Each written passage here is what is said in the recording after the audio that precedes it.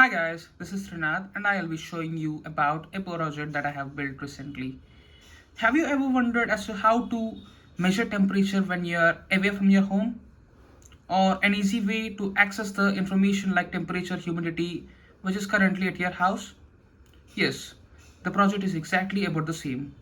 This is a Telegram bot through which you can access informations like temperature, humidity. Well, if you're wondering that this project is too easy for a student who is currently pursuing third year in a computer science course, you might be wrong, which I'll be proving you in a few seconds. Along with the basic functionalities like the accessing temperature, etc., this bot can also do various commands like asking the ESP32 board to sleep, which is actually quite efficient. Actually, based on the statistics which I got from the internet, it saves as much as 95% compared to regular execution. Along with that, there are also add-ons like you'll be getting notification based on timer, which you can basically set as you wish. For the sake of this experiment, I'll be setting it to the 50 seconds. For every 50 seconds, you'll be getting a notification. Along with that, thinking about this use case, you are currently working in a lab and you want this data to be updated everywhere. Are you thinking that this is too difficult? Actually not. I have used a touch sensor based on which if the touch is detected, there will be a notification which will be sending to the prescribed user ID. In my case, I'll be sending it to my Telegram account. I'll be showing you the demo of it as well in a short while. If you're still not excited, I have something special for you as well. See the circuit diagram. It's very cool. You have two LEDs which are doing some little job when the notifications are sent successfully, etc. And a board, an RTC board, which basically is which is maintaining the accurate time irrespective of the power source, the primary power source. I also have an ESP32 board and a temperature sensor and a buzzer. What is buzzer doing here? The buzzer basically buzzes when the heat index is too high. In my case, I have set it to 100 based on the internet prescription which said that above 100 it is very extremely dangerous to. If you are still wondering about where the touch sensor is, here we go. This wire is the touch sensor. This wire, if you hold it with hand, it basically sends a signal that the touch is detected and the telegram will be sent a notification that about the current readings. If you are wondering as to what that little yellow box is, it's a multimeter. I have used it to just make sure that the connections which I have connected, because the wires are too many, it's very important for you to check whether the voltages are as expected. I have used the multimeter to its use to measure whether the connections are made properly or not. As far the ID is concerned, I have used Arduino ID. In the setup function, all the LEDs and various other sensors which are being used are set up perfectly, and also various other conditions like which touch as to how the board will be waking up from the sleep state, etc. As to how the ESP board once slept will be waking up from the sleep state, etc. are also described on the setup page. While the loop will be it will be executing continuously. It's an infinite while loop in some sense. Along with that, you'll be checking some conditions. For example, in the Thingspeak, which I am yet to discuss, we will be updating on a timely basis in regular intervals to the Thingspeak. If you are a careful listener, you might have noticed that I have used Thingspeak in a few seconds back. This is basically, I have used it to store the data which I have been collecting for the past few days. For example, consider this graph. This is the temperature versus time step graph which I have been collecting using the sensors. It is basically taking the temperature in degrees centigrade and is plotting the various data at a given instance. In my case, it is collecting for every 20 seconds and it is plotting the corresponding temperature. Similarly, I have for humidity, heat index, and temperature and humidity index. These graphs can give you huge insights about the data. You can know about the average of a particular place, about the temperature, humidity, etc. And you can also draw various statistical measures as to how the temperature is varying across, say, an year. And it can well be used for predicting the next temperature in the upcoming year. Along with that, I have used a Telegram library, universal library, which I have used to get the messages which are being typed out in the Telegram application bot, and also I have a Thingspeak library which I have used to transmit the current information to the Thingspeak server. Now let me show you as to how it is uploading as well, just to make sure that everything is covered. Now let us see the serial monitor once the upload is done to get the various details as to how it is executing. The executing is now completely done. The uploading is also done. Now let's open the serial monitor. This is the place where you'll be getting all the details. This is some previous thing which I have already. Now I have cleared it. You'll be getting the latest data now. If you can notice, it is saying the attempting to connect. If you're wondering what it is, the board is trying to connect to the internet connection. The credentials are of course in the code, which I'm not going to show you. And after that, you can see connected. That means the connection is now connected. Along with that, you can see various things like humidity, temperature, heat index. That is, these readings will be taken for every 20 seconds regularly, unless and of course it is explicitly specified from the Telegram bot to measure it now. These are the these are the measurements that are being updated to Thingspeak for every 20 seconds. And this channel update successful says that the update to Thingspeak is successful.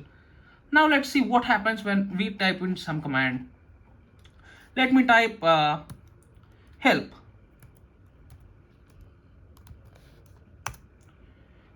If you can notice, I'll be getting the help in a while. It might take few seconds. And now let's see what exactly is happening in the serial board. If you can notice, the help command has actually reached here in the serial monitor, and it is called it leads to various other things like got response. That means the response is being taken by the this ID, as well as you went into the function handle new message. Using that, based on the command that you have received, in my case slash help, you'll be executing the corresponding functionality. This is just to make sure as to how the basic things are happening. That can be usually for debugging. You can use this serial monitor as well. Along with that, let me show you by touching the touch sensor as to what is happening. If you can notice, the touch is being detected. This is another way I have made to ensure that the corresponding touch is being detected properly. If you are wondering why the touch detected is been multiple times, I suggest you to refer to the touch sensor because it is quite easy as to why it is repeating. Let me say the answer. That is because I have been touching the sensor for quite some time. Because it is so sensitive, it has been repeating for multiple times. In fact, quite a few times. Now let me go through the hardware once again, but this time a little bit more clearly. If you can notice, this green LED will be lighting up when the notification which corresponds to the touch sensor, that is when a touch is being made, when that particular notification reaches the Telegram bot, this particular LED will be lighting up. Now let me show you by touching this wire. I touched it. It might take a while for the Telegram bot to respond, and if you notice, the green LED bulb did glow up, and this red one will be glowing up based on the periodic sense. That is, in our case, for every 50 seconds there will be a regular notification that will be sending to the Telegram bot. Once that 50 seconds is being done, if the Telegram bot receives a notification, as it did now, if you noticed it, it did send a the red LED did light up. Along with that, here there will be blue LED which will blow up whenever the Thingspeak is updated successfully. That occurs for every 20 seconds. If you have noticed, even that is working. And if you are wondering what the buzz is all about, as I explained in the first part of this video, it is indicating that the temperature is too humid, is too dangerous. That is, the heat index is too high for a person to be here. I have checked whether the temperature sensor is working or not by taking it to the AC room, and the temperature did decrease, and the humidity is also being controlled by the AC switch. And based on that, I have come to a conclusion that the temperature and humidity are indeed working. And I have also measured it to the mobile device weather application, which is currently at my location. And based on that data as well, the temperature is quite efficient, which is plus or minus 1 degree centigrade, and the humidity is plus or minus 4 degrees for percentage. It is quite accurate actually, and it does show that the weather here is quite cautious for 1 to around, and the buzzer says so. Now let me walk through the various commands that are there in the bot. First command is help. It basically gives the various commands which are already there. Now we can, for example, take readings command. It has all the readings of which are being measured by the sensor. For example, temperature, humidity, heat index, and also this little line says whether it is safe to roam outside or not. it says it feels warm outside. This is basically measured from heat index. If you have noticed, I got a notification. This is a timely based notification which I was talking about. It basically pops up for every 50 seconds. It gives the updated temperature, humidity, heat index at that moment of time. Along with that, I am now touching the touch sensor. I touched it now. It might take few seconds, but you will be getting a notification. Here we go. The touch detected on ESP32. Now, whenever I touch the touch sensor, I will be getting a notification in the bot saying that the touch sensor is being detected and the updated readings are being pushed out. Along with that, I have discussed about the Thingspeak. And to access the graphs of the Thingspeak, for example, let me show one of the commands. For example, plot temperature. I'll be getting the link of the corresponding graph. It's a public graph, so you can also access it. And if you can notice, this was the exact same graph which I was showing in the previous part of the video. And this basically says how the temperature is varying at my location. Along with that, the cool feature which we have been waiting for so long, the sleep command.